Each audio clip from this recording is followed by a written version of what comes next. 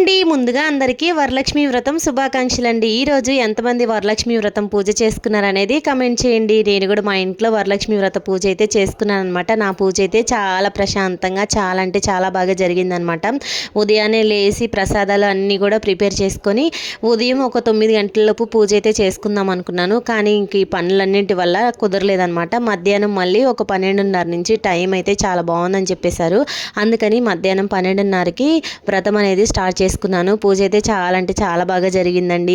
ఆ వరమహాలక్ష్మి ఆశీస్సులు మనందరిపైన ఉండాలని, అష్టైశ్వర్యాలు ఆయుర ఆరోగ్యాలను సిరి సంపదలను ప్రసాదించాలని నేనైతే మనస్ఫూర్తిగా అమ్మవారిని వేడుకొని పూజ అయితే చేసుకున్నాను అనమాట. అమ్మవారికి కుంకుమార్చన కూడా చేసుకున్నాను. లాస్ట్ ఇయర్ తీసుకున్న కాసు అయితే ఉందన్నమాట. దాన్ని ఈ ఇయర్ కూడా అమ్మవారి దగ్గర పెట్టుకొని పూజ అయితే చేసుకున్నాను. నా పూజ అయితే చాలా బాగా జరిగింది. మీరందరూ మీ పూజ ఎలా చేసుకున్నారో కమెంట్ చేయండి. ఓం శ్రీమాత్రే నమః. వీడియో నచ్చితే లైక్ చేసి ఛానల్ని సబ్స్క్రైబ్ చేయండి.